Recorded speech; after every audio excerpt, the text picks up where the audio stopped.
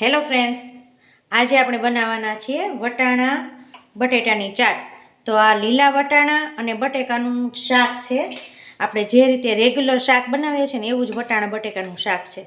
તો આ 1 ચમચો શાક છે એને આપણે રગડો બનાવી દેવાનો છે. તો આ 1 ચમચો વટાણા બટેકાનું શાક મેં એડ કર્યું છે. આમાં બહુ તેલ નથી એટલે ઓછા તેલવાળું શાક લીધું છે. એની અંદર આપણે થોડુંક પાણી એડ કરીશું અને એનો આપણે રગડો બનાવી લેશું. આ રીતે એને મેશ કરી દેવાનું છે થોડું થોડું, એટલે એનો સરસ મજાનો રગડો બની જશે.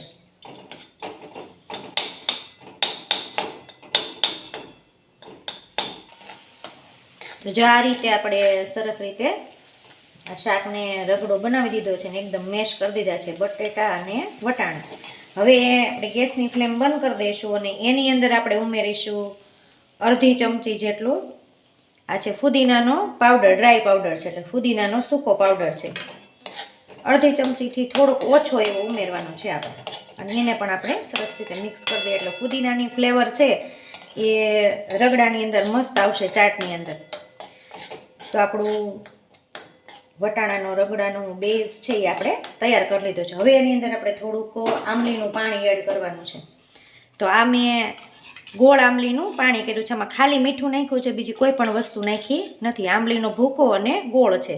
આપણે થોડુંક એનું પાણી એડ કરી દઈએ, 3 ચમચી જેટલું.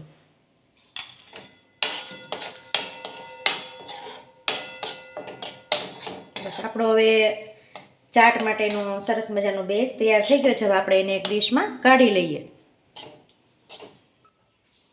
હવે આપણે ચાટ બનાવવાની શરૂઆત કરી દઈએ. તો ડીશની અંદર પહેલાં આપણે લીધું છે જે આપણે રગડો બનાવ્યો વટાણા બટેટાનો એ.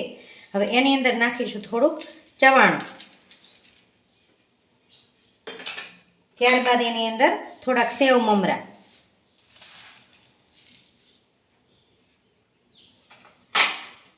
ત્યારબાદ આ છે મસાલાવાળા દાણા,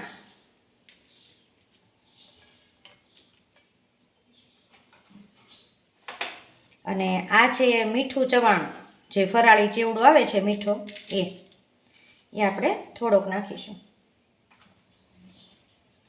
ત્યારબાદ એની અંદર આપણે નાખીએ થોડુંક ટમેટું,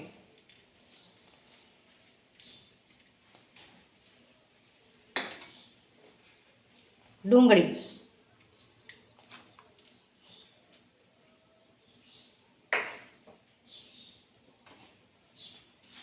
સેવ,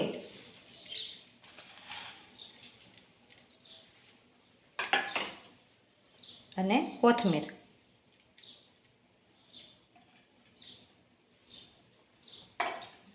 હવે એની ઉપર આપણે નાખી દઈએ મીઠું આંબલીનું પાણી.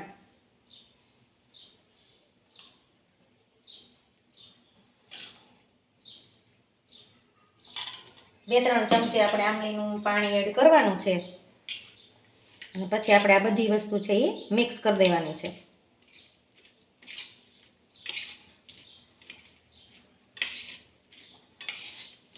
એકદમ મસ્ત મજાની રગડા ચાટ છે વટાણાની આપણી તૈયાર થઈ ગઈ છે. અને હવે ઉનાળામાં આ રગડા ચાટ ખાવાની ખૂબ મજા આવશે, કારણ કે દિવસ લાંબો હોય એટલે બપોર પછીના ટાઈમે કે પછી સવારે 10 વાગે આ નાસ્તા તરીકે એકદમ મસ્ત લાગે છે. અને વટાણા બટેકાના શાકમાંથી છે ને ઝડપથી બની જાય, કારણ કે શાક તો જનરલી વટાણા બટેકાનું બનતું જ હોય છે. અને જો શાકમાંથી ન બનાવીએ આપણે તો વટાણા અને બટેકાને ખાલી આપણે બાફી લેવાના છે. તો આ ચાટ છે એકદમ મસ્ત બને છે. ભેળ કરતાં પણ એનો આ ઓપ્શન છે એ એકદમ સરસ છે અને બાળકોને તો ખૂબ પ્રિય છે, ખૂબ ભાવે છે. તો આ રીતે ચોક્કસથી એક વખત વટાણા બટેકાની ચાટ ટ્રાય કરજો.